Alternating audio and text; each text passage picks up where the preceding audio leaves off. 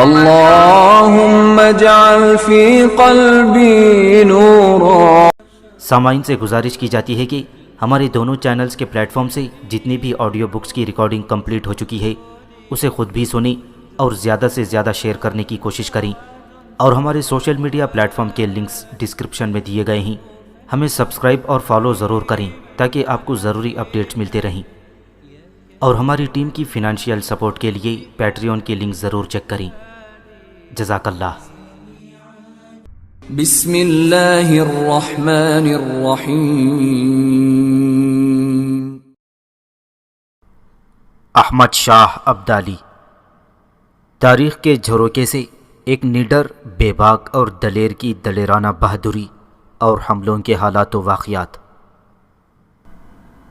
Episode 20۔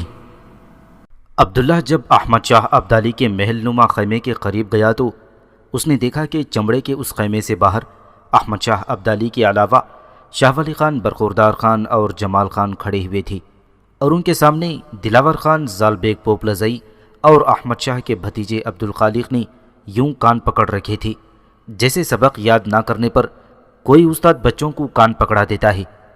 عبداللہ جب احمد شاہ ابدالی کے قریب گیا تو احمد شاہ ابدالی بڑی شفقت میں عبداللہ کو مخاطب کر کے کہنے لگا، عبداللہ میرے بیٹے، میرے فرزند، مجھے برخوردار کی زبان سے وہ سارے حالات تفصیل کے ساتھ پہنچ گئے ہیں جن کے تحت اس دلاور خان اور اس کے ساتھیوں نے تمہارے ساتھ بدتمیزی کا مظاہرہ کرنے کی کوشش کی تھی۔ دیکھ عبداللہ، میں نے ان چاروں کو کان پکڑا رکھے ہیں، اب تو اپنے پاؤں سے جوتا اتار اور ان کان پکڑنے والے چاروں کی پیٹھ پر 10 ضربیں لگا تاکہ انہیں احساس ہو کہ شاہ پسند کے خلاف سازش کرنے کے کیا نتائج رونما ہو سکتے ہیں۔ اس پر عبداللہ آگے بڑھا اور بڑی نرمی اور معصومیت میں احمد شاہ ابدالی کو مخاطب کر کے کہنے لگا، پاشا، آپ کی مہربانی، آپ انہیں معاف فرما دیں، میں بھی انہیں معاف کر چکا ہوں۔ اس پر احمد شاہ ابدالی انتہائی غصے میں ان چاروں کو مخاطب کرتے ہوئے کہنے لگا، دنیا کے ذلیل ترین چاروں انسانوں، کان چھوڑو اور اپنی جگہ پر اٹھ کھڑے ہو۔ ان چاروں نے کان چھوڑ دیے اور اپنی اپنی جگہ پر کھڑے ہو گئے۔ احمد شاہ ابدالی پھر بولا اور ان چاروں کو مخاطب کر کے کہنے لگا، تم چاروں میری بات غور سے سنو، آج میں نے تمہیں صرف اور صرف پاشا کے کہنے پر معاف کر دیا ہے۔ آئندہ اگر تم نے ایسی کوئی حرکت کرنے کی کوشش کی یا تمہارے کہنے پر اور تمہاری انگیخت پر کسی نے شاہ پسند کو نقصان پہنچانے کی کوشش کی تو واللہ میں تم چاروں کی گردنیں کاٹ کر رکھ دوں گا۔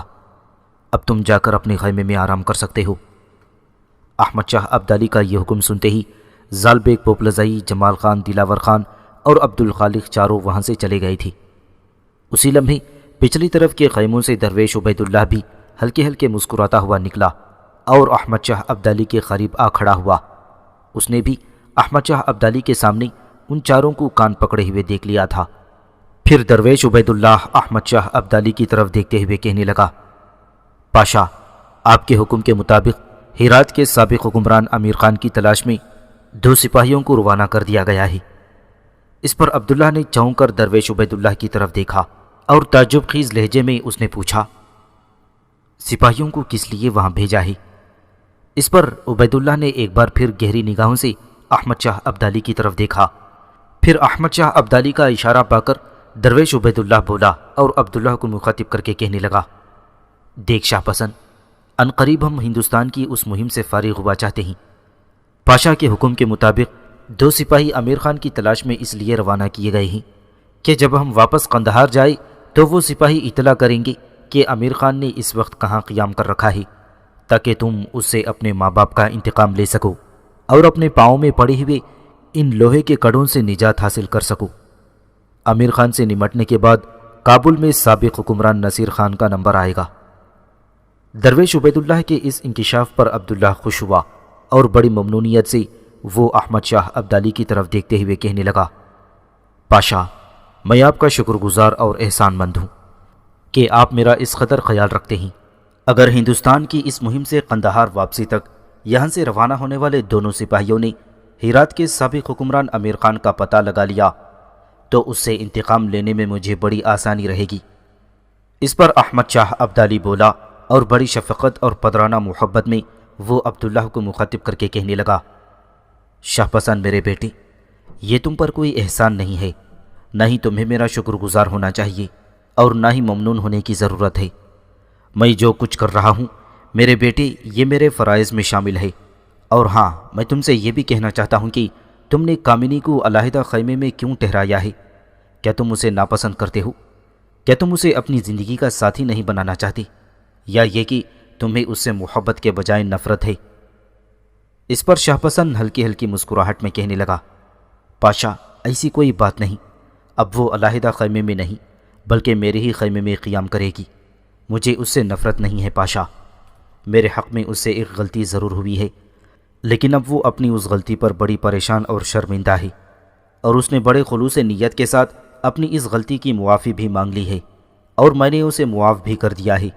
اب وہ میرے ساتھ میرے خیمے میں رہے گی، لیکن پاشا میں اس سے شادی اس وقت کروں گا جب میں امیر خان اور نصیر خان دونوں سے اپنے ماں باپ کا انتقام نہیں لے لیتا۔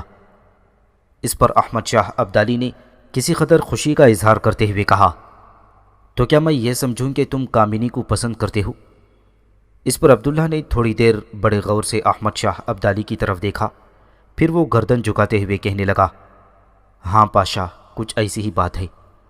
احمد شاہ ابدالی پھر خوشی کا اظہار کرتے ہوئے کہنے لگا، شاہ پسند میرے لیے وہ دن سب سے بڑی خوشی کا دن ہوگا جس روز امیر خان اور نصیر خان سے اپنے انتقام کی تکمیل کے بعد تم کامنی سے بیاہ کرو گی۔ ہماری ہندوستان سے قندھار واپسی تک تمہارے اور تمہارے عمزاد قاسم کے مکان بھی تیار ہو چکے ہوں گے۔ میں شاہ پسند تمہیں خوش اور اپنی بیوی کے ساتھ ہنستا کھیلتا دیکھنا چاہتا ہوں۔ میں سمجھتا ہوں کہ تم دنیا کے خوش قسمت ترین انسان ہوگے جسے کامنی جیسی خوبصورت اور پرکشش لڑکی پسند کرتی ہے اور محبت کرتی ہے۔ میں نے ہندوستان کی سرزمین میں جس قدر لڑکیاں دیکھی ہیں، کامنی جیسی لڑکی آج تک میں نے نہیں دیکھی۔ خوبصورتی، حسن جوابی اور جذب و کشش میں اس جیسی نہیں دیکھی۔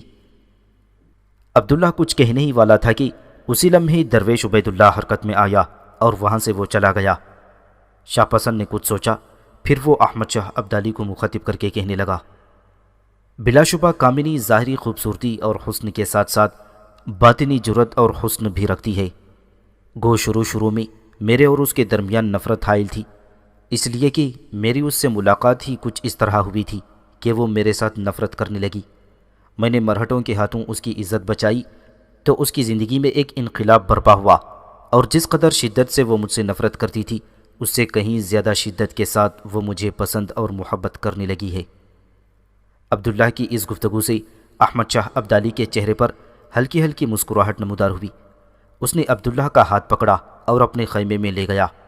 شاہ ولی خان، جہان خان پوپلزئی اور برخوردار خان بھی ان کے پیچھے پیچھے خیمے میں داخل ہو گئے۔ احمد شاہ ابدالی نے ایک کونے میں رکھے لکڑی کا صندوق کھولا جسے قفل لگا ہوا تھا۔ اس میں سے ایک تھیلی اس نے نکالی اور شاہ پسند کو تھماتے ہوئے کہنے لگا، شاہ پسند میرے بیٹے، اب جب کہ کامنی بھی تمہارے ساتھ رہے گی تمہارے اخراجات بڑھ جائیں گے۔ نقدی کی یہ تھیلی اپنے پاس رکھو اور اس سے اپنے اور کامنی کے اخراجات پورے کرو۔ عبداللہ نے ہاتھ آگے بڑھا کر نقدی کی تھیلی لے لی۔ وہ سنہرے سکوں سے بھری ہوئی تھی۔ تھیلی کا جائزہ لیتے ہوئے عبداللہ نے احمد شاہ کو مخاطب کرتے ہوئے کہنے لگا، پاشا اس قدر نقدی کا میں کیا کروں گا؟ جواب میں احمد شاہ ابدالی کہنے لگا، شاہ پسند تم بھی بھولے ہو بیٹے، اب کامنی تمہارے ساتھ ہے، تم دونوں کی شادی ہوگی، تمہارے بچے ہوں گے تو یہی رقم تمہارے کام آئے گی۔ میرے خیال میں اب تم خیمے میں جاؤ، کامنی بڑی بے چینی سے تمہارا انتظار کر رہی ہوگی۔ احمد شاہ ابدالی کے ان الفاظ سے عبداللہ کے چہرے پر حیا میں ڈوبی ہوئی ہلکی ہلکی مسکراہٹ بکھر گئی۔ پھر وہ چپ چاپ احمد شاہ ابدالی کے خیمے سے نکل گیا تھا۔ عبداللہ جب اپنے خیمے میں داخل ہوا تو اس نے دیکھا خیمے کے وسط میں کامنی بیٹھی ہوئی تھی اور وہ عبداللہ کو دیکھ کر مسکرانے لگی۔ عبداللہ اس کے سامنے بیٹھ گیا، پھر وہ بڑے غور سے اس کی طرف دیکھتے ہوئے پوچھنے لگا، کیا کوئی خاص بات ہے جو تم مجھے دیکھتے ہوئے مسکرائے جا رہی ہو؟ اس پر کامنی کہنے لگی، ہاں خاص بات ہے، اسی لیے مسکرا رہی ہوں۔ اس پر عبداللہ نے بھی مسکراتے ہوئے پوچھا، اگر کوئی خاص بات ہے تو مجھے بھی کہو۔ جواب میں کامنی کھل کر ہنستے ہوئے کہنے لگی، خاص بات یہ ہے کہ احمد شاہ ابدالی نے اپنے خیمے کے سامنے دلاور خان، جمال خان، عبدالخالق اور زال بیگ پوپلزئی کے کان پکڑوائے اور آپ سے کہا کہ ان کے سر پر جوتے ماریں، اور جواب میں آپ نے ان چاروں کو معاف کر دیا۔ دوسری خاص بات جو میری مسکراہٹ کا باعث ہے وہ یہ ہے کہ آپ نے احمد شاہ ابدالی کے سامنے اس بات کا اقرار کر لیا ہے کہ آپ مجھ سے نفرت نہیں محبت کرتے ہیں۔ عبداللہ نے تعجب خیز انداز میں کامنی کی طرف دیکھتے ہوئے پوچھا، تجھے یہ ساری باتیں کس نے بتائیں؟ کامنی اپنی بات پر زور دیتے ہوئے کہنے لگی، آپ اس بات کو چھوڑیے کہ یہ باتیں مجھے کس نے بتائیں، پہلے یہ کہیے کہ جو کچھ میں نے کہا ہے یہ سچ ہے؟ اس پر عبداللہ کہنے لگا، ہاں۔ احمد شاہ ابدالی نے ان چاروں کے کان پکڑوائے، پھر مجھے انہیں جوتے مارنے کے لیے کہا، اور میں تمہارے سامنے اس بات کا بھی اقرار کرتا ہوں کہ میں نے احمد شاہ ابدالی کے سامنے یہ کہا کہ میں کامنی سے نفرت نہیں بلکہ اس سے محبت کرتا ہوں۔ کامنی فوراً سنجیدہ ہو گئی۔ اس کے جسم کی پوری مٹھاس اور آنکھوں میں چاہتوں اور محبتوں کے طوفان بھرتے ہوئے عبداللہ سے مخاطب کرتے ہوئے کہنے لگی، شاہ پسند، میرے پاس الفاظ نہیں جنہیں ادا کر کے میں آپ کا شکر ادا کر سکوں۔ آپ نے مجھے منجمد جذبوں سے آرزوؤں کے سنہرے موسم اور بنجر زمین سے نمی آشنا مٹی میں تبدیل کر دیا ہے۔ شاہ پسند میرے حبیب، میں تو بکھری بکھری پتیوں جیسی تھی، آپ نے مجھے محبت دے کر پنکھٹ کی امیدوں کا پھول بنا دیا ہے۔ میں آپ کی ممنون ہوں، آپ کی شکر گزار ہوں کہ آپ نے مجھے ضمیر وقت جیسی توقیر، روح کائنات جیسی عزت، ستاروں کی مناجات جیسی رفعت اور رواں بادلوں جیسی بلندی عطا کر دی ہے۔ یہاں تک کہنے کے بعد کامنی جب خاموش ہوئی تو شاہ پسند نے بڑی سنجیدگی سے اس کی طرف دیکھتے ہوئے کہا، کامنی، میرا شکریہ تو تم کچھ اس انداز میں کر رہی ہو جیسے ہم دونوں ایک دوسرے کے لیے اجنبی اور ناآشنا ہیں۔ اس پر کامنی فوراً بولی اور کہنے لگی، خدا نہ کرے کہ میں اور آپ ایک دوسرے کے لیے اجنبی اور ناآشنا ہوں۔ اب تو آپ میرے جسم کا ایک حصہ اور میں آپ کی تجسیم کا ایک اعضا ہوں۔ اب آپ کے بغیر زندگی بسر کرنا یا آپ کے بغیر دن گزارنا میرے لیے خود اپنی موت کو دعوت دینے کے مترادف لگتا ہے۔ بہرحال میں آپ کا شکریہ ادا ساری عمر ادا کرتی رہوں گی، اور ایسا کرنے سے آپ مجھے روک نہیں سکتے، اس لیے کہ آپ نے مجھے محبتوں اور چاہتوں کی نئی جہد اور زندگی کے نئے زاویوں سے آشنا کیا ہے۔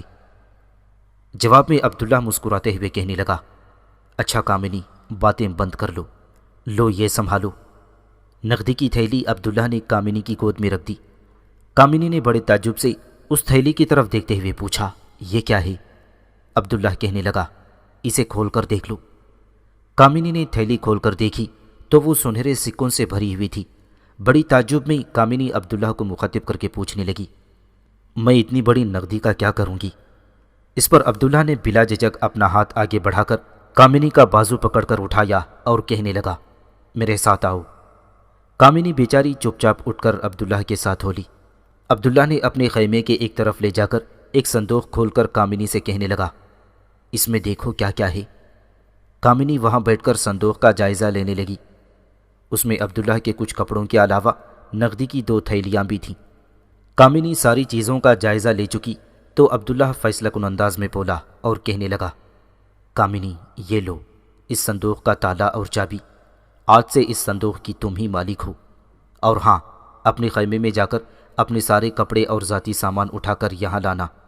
اب تم یہیں میرے خیمے میں رہو گی، اس خیمے کی مالک اب تم ہو، اس خیمے کی ہر شے اب تمہاری حفاظت اور نگرانی میں رہے گی۔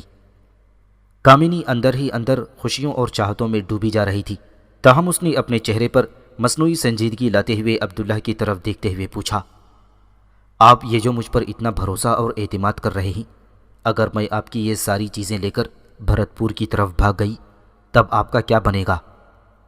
جواب میں عبداللہ کہنے لگا، کامنی، اگر تم ایسا کرو گی تو اللہ مجھے اور دے گا، لیکن میرا دل کہتا ہے اب تم ایسا نہیں کر سکتی، تم میرے ساتھ رہو گی، میری زندگی کی ساتھی اور میری ہمراز بن کر۔ اس پر کامنی آگے بڑھی اور بری طرح وہ شاہ پسند کی ٹانگوں میں گر گئی۔ پھر وہ چہرہ اوپر اٹھا کر پرنم آنکھوں میں کہنے لگی، شاہ پسند، کامنی مر سکتی ہے، وہ درگور ہو سکتی ہے، لیکن آپ کو چھوڑ کر اب کہیں نہیں جا سکتی۔ عبداللہ نے بازو سے پکڑ کر کامنی کو اوپر اٹھایا، پھر وہ کہنے لگا، اچھا اب اٹھو، دوسرے خیمے سے تمہارا سارا سامان بھی یہاں لاؤ اور پھر تم آرام کرو۔ کامنی چپ چاپ عبداللہ کے ساتھ ہو لی۔ پھر وہ دونوں دوسرے خیمے سے سامان لا کر اپنے خیمے میں جمانے لگے تھے۔ گوکل کے میدانوں میں مرہٹوں اور سورج مل کے لشکر کو بدترین شکست دینے کے بعد احمد شاہ ابدالی نے متھرا شہر کے نزدیک اپنے لشکر کے ساتھ پڑاؤ کر لیا تھا، جبکہ جہان خان کو اپنے لشکر کا ایک حصہ دے کر آگرہ کی طرف روانہ کیا تھا۔ گو آگرہ میں شہر کی حفاظت کے لیے خاصا بڑا لشکر تھا، لیکن لوگ جنگ کے لیے آمادہ نہیں تھے۔ انہیں احمد شاہ ابدالی کے ہاتھوں دوسرے شہروں کی بربادی کی خبریں پہنچ چکی تھیں، لہٰذا جنگ کرنے کے بجائے انہوں نے تاوان دینا منظور کر کے جہان خان کے ساتھ صلح کر لی۔ لہٰذا جہان خان اپنے لشکر کو لے کر واپس احمد شاہ ابدالی کے پاس متھرا کے نزدیک پہنچ گیا تھا۔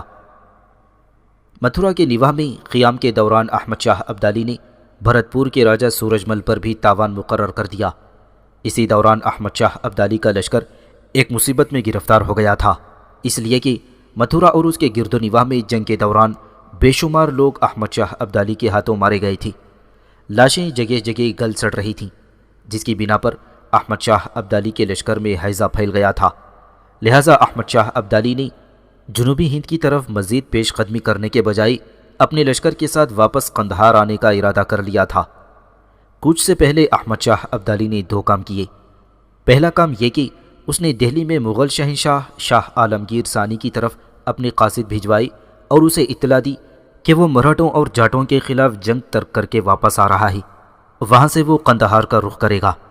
قاصدوں کے ہاتھ احمد شاہ ابدالی نے یہ پیغام بھجوایا کہ وہ دہلی میں چند روز قیام کرے گا اور اس دوران وہ ہندوستان کے سابق شہنشاہ محمد شاہ کی لڑکی شہزادی حضرت بیگم سے شادی کرنا پسند کرے گا۔ دہلی کے قیام کے دوران احمد شاہ ابدالی نے حضرت بیگم کو کہیں دیکھ لیا تھا، پس تب سے وہ اسے پسند کرنے لگا تھا، لہٰذا اس نے حضرت بیگم سے شادی کرنے کی خواہش کا اظہار کر دیا۔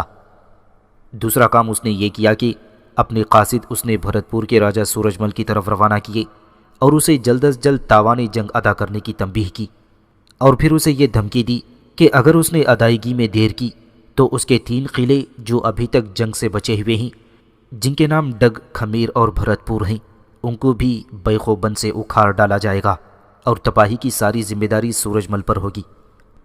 اس دھمکی کے جواب میں سورج مل نے احمد شاہ ابدالی کے قاصدوں کے ذریعے ایک پیغام بھجوایا جو مندرجہ ذیل تھا: ہندوستان کی سلطنت میں میری حیثیت تو برائے نام ہے، میں تو صحرائی زمیندار ہوں، کسی شہنشاہ کو آج تک دخل اندازی کا خیال نہ آیا، پر آپ جیسے طاقتور بادشاہ میری مخالفت پر ادھار کھائے بیٹھے ہیں اور مجھ جیسے ایک معمولی انسان کے خلاف لشکر کشی کرنے کا خیال رکھتے ہیں، تو یہ آپ کے وقار کے خلاف ہوگا اور میرے لیے باعث افتخار ہوگا۔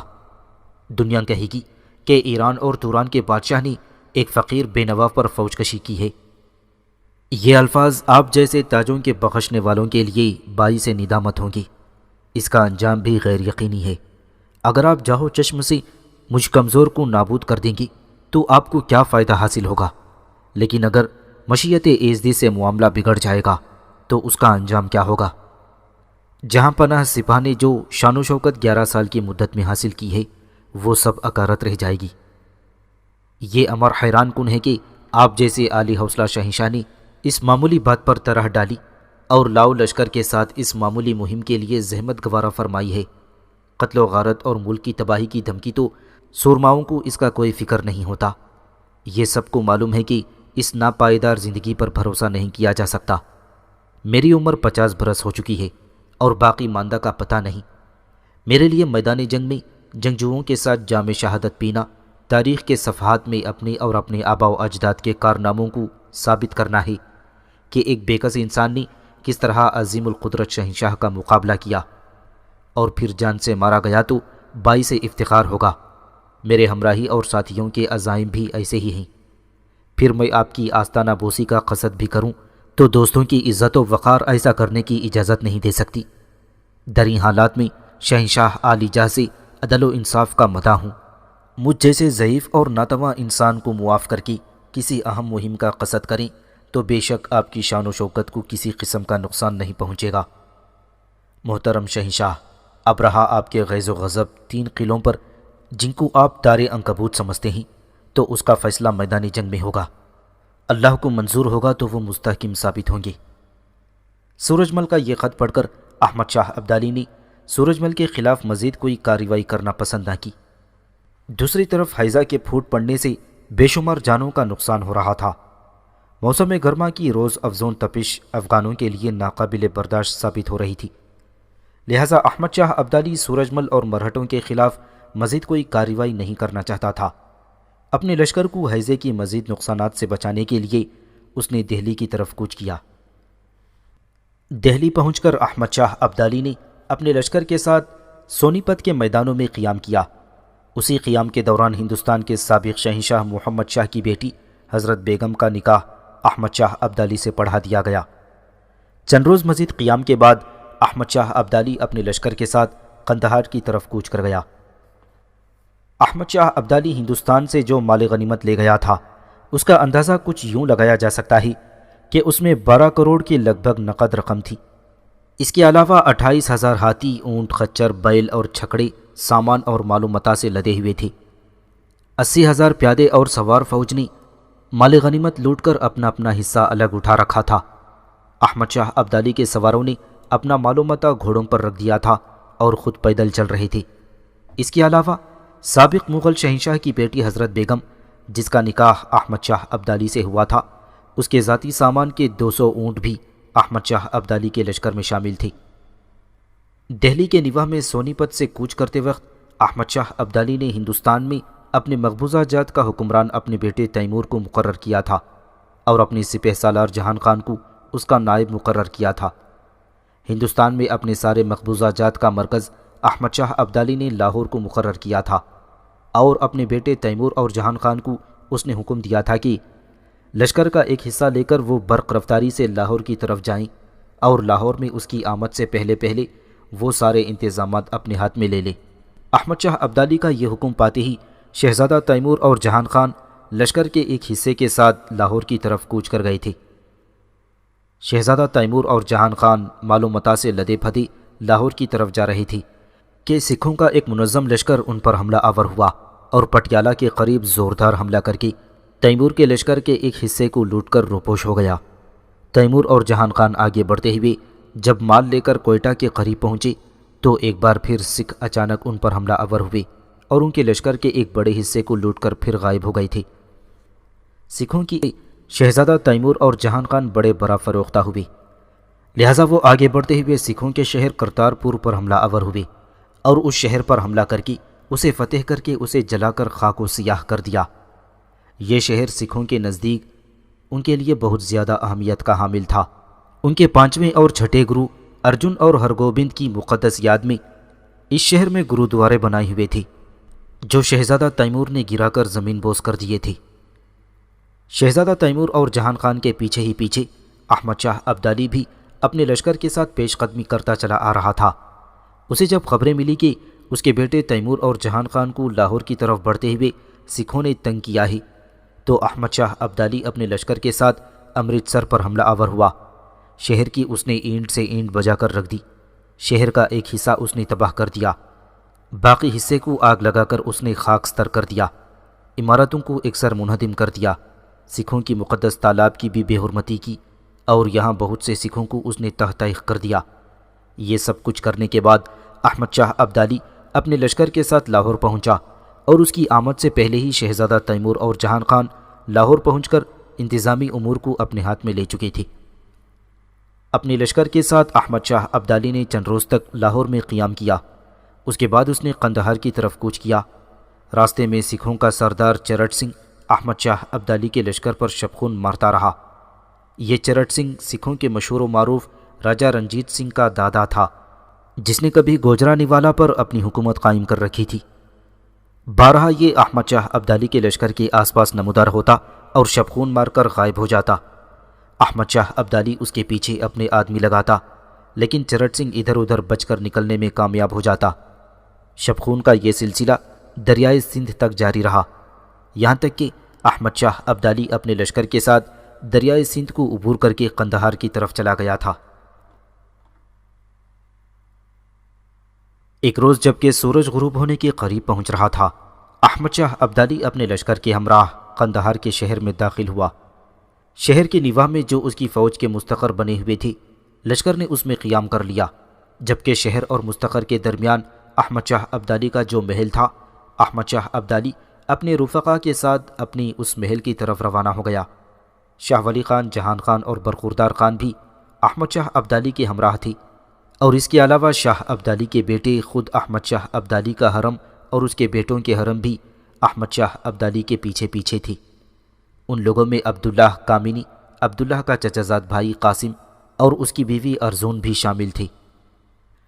اپنے محل کے قریب آ کر احمد شاہ ابدالی رک گیا، پھر وہ سوالیہ انداز میں شاہ ولی خان کی طرف دیکھتے ہوئے پوچھنے لگا، شاہ ولی خان، اپنے محل میں داخل ہونے سے پہلے میں شاہ پسند اور اس کے بھائی قاسم کے لیے بننے والی رہائش گاہوں کو دیکھنا پسند کروں گا۔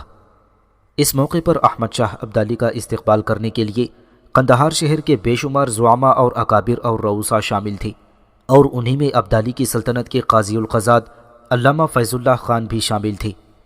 احمد شاہ ابدالی کے سوال پر شاہ ولی خان چونکا، پھر وہ قندھار شہر کے ناظم اعلیٰ کے قریب آیا جو استقبال کرنے والوں میں موجود تھا، اور بڑی رازداری میں وہ قندھار شہر کے ناظم اعلیٰ کو مخاطب کر کے پوچھنے لگا، تمہیں یاد ہوگا کہ میں نے تمہارے نام پیغام بھجوایا تھا کہ پاشا کے محل کے قریب 2 بہترین رہائش گاہیں بننی چاہیے، ان کا کیا ہوا؟ قندھار شہر کا ناظم اعلیٰ بڑی انکساری سے بولا اور کہنے لگا، امیر، آپ کے حکم کا اتباع ہو چکا ہے، آپ تھوڑا سا آگے چل کر تو دیکھیے۔ بائیں ہاتھ پر وہ چونا کیے ہوئے جو مکانات نظر آ رہے ہیں وہی شاہ پسند اور اس کے بھائی قاسم کی رہائش گاہیں ہیں۔ جو مکان پاشا کے محل کے قریب تر ہے وہ شاہ پسند کے لیے، اور دوسرا شاہ پسند کے بھائی قاسم کے لیے۔ قندھار شہر کے ناظم اعلیٰ کا یہ جواب سن کر شاہ ولی خان کے چہرے پر مسکراہٹیں بکھر گئیں، اور وہ خوشی خوشی احمد شاہ ابدالی کے قریب آیا اور مسرت بھری آواز میں کہنے لگا، پاشا، اگر آپ اپنے محل میں داخل ہونے سے پہلے شاہ پسند اور قاسم خان کے مکانات دیکھنا چاہتے ہیں تو پھر میرے ساتھ آئیں۔ شاہ ولی خان کے اس جواب پر احمد شاہ ابدالی بڑا خوش ہوا، اپنے گھوڑے کو اس نے ایڑ لگائی، شاہ پسند اور قاسم دونوں کو اپنے پیچھے آنے کا اشارہ کیا، پھر وہ شاہ ولی خان کے ساتھ آگے بڑھا۔ شاہ ولی خان اور احمد شاہ ابدالی کے پیچھے پیچھے عبداللہ کامینی، قاسم اور ارزون بھی ہو لیے تھے، اور پھر ان کے پیچھے پیچھے جہان خان اور برخوردار خان بھی اپنے گھوڑوں کو اسی سمت ہانک چکے تھے۔ 2 نئے بننے والے مکانوں کے سامنے شاہ ولی خان کے کہنے پر احمد شاہ ابدالی رک گیا، پھر شاہ ولی خان بولا اور کہنے لگا، پاشا، یہ جو مکان بائیں طرف ہے یہ شاہ پسند کے لیے، اور یہ دائیں طرف والا مکان اس کے بھائی قاسم خان کے لیے ہے۔ احمد شاہ ابدالی اپنے گھوڑے پر بیٹھے ہی بیٹھے تھوڑی دیر تک ان حویلی نما دونوں بڑے بڑے مکانوں کو بڑے غور سے دیکھتا رہا، جن کے اندر پھولوں کے مختلف درختوں کے باغیچے بھی لگے ہوئے تھے۔ تھوڑی دیر تک ان دونوں مکانوں کو بڑے غور سے دیکھنے کے بعد احمد شاہ ابدالی شاہ پسند کے قریب آیا اور بڑی محبت، چاہت اور رازدارانہ انداز میں کہنے لگا، شاہ پسند میرے بیٹے، یہ جو سامنے تم 2 مکان دیکھتے ہو، ان میں سے جو مکان بائیں طرف ہے وہ تمہارا دائیں طرف والا مکان تمہارے امزاد قاسم کا ہے۔ اب تم میری موجودگی میں کامینی کو لے کر اس مکان میں داخل ہو۔ کامینی اب مستقل طور پر تمہارے ساتھ رہے گی، اس لیے کہ تم اسے اور وہ تمہیں پسند کرتی ہے، اور جب تم اپنے باپ کے قاتلوں سے انتقام لے چکو تو کامینی سے شادی کر کے اپنی خوشکن زندگی کی ابتدا کرنا۔ احمد شاہ ابدالی یہیں تک کہنے پایا تھا کہ قندھار شہر کا ناظم اعلیٰ احمد شاہ ابدالی کے قریب آیا اور اسے 2 چابیاں تھماتے ہوئے کہنے لگا، پاشا، یہ شاہ پسند اور اس کے بھائی قاسم خان کے مکانات کی چابیاں ہیں، آپ یہ چابیاں خود انہیں عنایت کریں تاکہ وہ اس عطا پر آپ کا شکریہ ادا کر سکیں۔ احمد شاہ ابدالی نے دونوں چابیاں لے لیں، پھر وہ اپنے گھوڑوں سے نیچے اتر پڑا۔ اس کی طرف دیکھتے ہوئے باقی لوگ بھی اپنے گھوڑوں سے نیچے اتر گئے تھے۔ اتنی دیر تک شہر کے زعماء اکابرین بھی وہاں پہنچ گئے تھے، جبکہ سلطنت کے قاضی القضات علامہ فیض اللہ خان پہلے ہی احمد شاہ ابدالی کے ساتھ وہاں پہنچے تھے۔ احمد شاہ ابدالی نے پہلے آگے بڑھ کر اس مکان کا قفل کھولا جو عبداللہ کے لیے مخصوص کیا گیا تھا۔ دروازہ کھولنے کے بعد احمد شاہ ابدالی نے اپنے قریب کھڑے عبداللہ کو مخاطب کر کے کہا، عبداللہ میرے بیٹے، میرے ساتھ کامینی کو لے کر اس مکان میں آؤ۔ اس کے ساتھ ہی احمد شاہ ابدالی اس حویلی میں داخل ہوا۔ اس کے پیچھے پیچھے عبداللہ اور کامینی بھی حویلی میں داخل ہوئے تھے۔ باقی لوگ بھی ان کے پیچھے پیچھے حویلی میں داخل ہو گئے تھے۔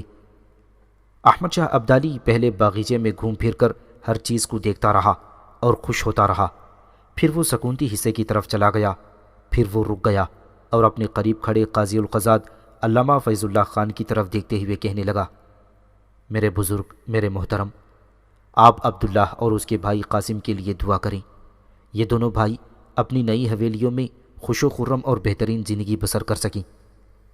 جواب میں قاضی القضات علامہ فیض اللہ خان نے ہاتھ اٹھاتے ہوئے رقت آمیز انداز میں دعا کی۔ اس کے بعد سب نے عبداللہ کو نئی حویلی پر مبارکباد دی۔ پھر احمد شاہ ابدالی کے کہنے پر عبداللہ اور کامنی اپنی حویلی کے سکونتی حصے میں داخل ہو گئے تھے۔ احمد شاہ ابدالی وہاں سے نکلا، اس کے اکابرین بھی اس کے ساتھ تھے۔ جس طرح وہ عبداللہ اور کامنی کو ان کی حویلی میں لے گیا تھا، اسی طرح وہ عبداللہ کے بھائی قاسم خان کو اور اس کی بیوی ارزون کو بھی حویلی میں لے کر گیا۔ وہاں بھی ان دونوں کے لیے دعا کرائی۔ پھر احمد شاہ ابدالی اپنے محل کی طرف چلا گیا۔ عبداللہ اور کامنی دونوں حویلی کے اندرونی حصے کا جائزہ لے رہے تھے کہ حویلی میں درویش عبید اللہ داخل ہوا۔ اسے دیکھتے ہی عبداللہ نے شکووں اور گلوں بھری آواز میں کہا، عم عبید اللہ، آپ کہاں چلے گئے تھے؟ میں نے آپ کو ادھر ادھر بہت تلاش کیا، آپ کہیں دکھائی ہی نہیں دیے۔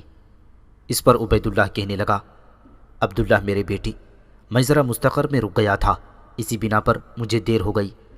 اس پر عبداللہ فوراً کہنے لگا، عم عبید اللہ، اب آپ مستقر میں قیام نہیں کریں گے، یہ حویلی اب آپ کے بیٹے کی ہے اور اس کے ساتھ والی حویلی میرے امزاد قاسم کی ہے، آپ یہاں میرے اور کامنی کے ساتھ رہیں گے۔ درویش عبید اللہ جواب میں کچھ کہنا ہی چاہتا تھا کہ کامنی بول پڑی اور کہنے لگی، عم عبید اللہ، اب آپ کوئی بہانہ تراشنے کی کوشش نہ کیجیے گا، آپ یہیں میرے باپ کی حیثیت سے رہیں گے، آپ کی یہاں موجودگی میری خوشی، میری مسرت، میرے سکون اور اطمینان کا باعث ہوگی۔ جواب میں درویش عبید اللہ نے کچھ سوچا، پھر کہنے لگا، میرے بچوں، اگر تمہاری یہی ضد ہے تو میں تم دونوں کے ساتھ ہی رہوں گا۔ تینوں نے مل کر پہلے حویلی کا جائزہ لیا، پھر اپنے گھوڑوں کو حویلی میں ایک طرف کو بنے ہوئے چھوٹے سے استبل میں باندھا۔ وہاں دانے اور چارے کا بھی انتظام تھا جو انہوں نے گھوڑے کے آگے ڈالا۔ خرجین اور اس کے ساتھ بندھا ہوا سامان وہ اندر لے گئے۔ ابھی وہ تینوں جا کر دیوان خانے میں بیٹھے ہی تھے کہ دیوان خانے میں قاسم اور ارزون دونوں میاں بیوی داخل ہوئے۔ کامنی، عبداللہ اور درویش عبید اللہ نے بڑی گرم جوشی سے ان کا استقبال کیا۔ پھر ارزون ان کے قریب بیٹھتے ہوئے بولی اور کہنے لگی، عبداللہ میرے عزیز بھائی، اگر آپ پسند کریں تو آج کھانا اکٹھے بیٹھ کر کھائیں گے۔ میں اور کامنی دونوں بہنیں مل کر کھانا تیار کرتی ہیں، پھر اسی دیوان خانے میں بیٹھ کر کھانا کھاتے ہیں۔ اس پر عبداللہ گہری مسکراہٹ میں کہنے لگا، ارزون میری بہن، آپ کی حیثیت میرے لیے ماں کی طرح ہے، آپ کی ہر خواہش، آپ کی ہر تجویز میرے لیے حکم کا درجہ رکھتی ہے۔ میرے لیے اس سے بڑھ کر اور کیا خوشی ہوگی کہ ہم سب مل بیٹھ کر اکٹھے کھانا کھائیں۔ قسم خداوند کی، آپ نے میرے دل کی بات کہی ہے۔ میں اور قاسم بھائی بازار جاتے ہیں، ضروریات کی سب چیزیں لا کر آپ کو مہیا کرتے ہیں، پھر آپ دونوں مل کر کھانا تیار کیجیے گا۔ اس پر قاسم اٹھ کھڑا ہوا اور کہنے لگا، نہیں شاہ پسند میرے بھائی، تم یہیں بیٹھو، میں اور عم عبید اللہ جاتے ہیں۔ میں نے ابھی اپنے گھوڑے سے زین نہیں اتاری اور سارا سامان اسی پر لاد کر لاتے ہیں۔ اس پر درویش عبید اللہ اور قاسم گھریلو ضروریات کا سارا سامان خرید لائے۔ کامنی اور ارزون دونوں نے مل کر کھانا تیار کیا اور دیوان خانے میں بیٹھ کر کھانا اکٹھے کھایا تھا۔ پھر قاسم اور ارزون دونوں آرام کرنے کے لیے اپنی حویلی میں چلے گئے تھے۔ اس طرح دن گزرنے لگے۔ قاسم اور ارزون اکثر اوقات عبداللہ ہی کی حویلی میں گزر بسر کرتے، جبکہ درویش عبید اللہ نے مستقل طور پر کامنی اور عبداللہ کے ساتھ رہائش اختیار کر لی تھی۔